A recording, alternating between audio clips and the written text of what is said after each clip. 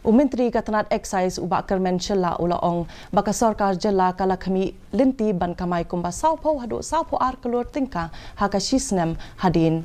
Baka jingelang jong kakenhun Menteri Dangshan kala menjur ban pentrai kam ya kami gahalia Excise Amendment Rules 2021 na ka benta ban pin ya benta la ka jong kanang ban yo ya ka khajana ka basan pau Klur Tyngka ka ban yo lum da Katanat Excise. Sorkar kala shim ya karai na kabenta ban penlong ya kador kababiang batru kaban ai jingmento ya ka Jyllahi borokaway. It might reach up to 40 to 50 crores annually additional will be added. That was the expectation. So it depends on the sale even that.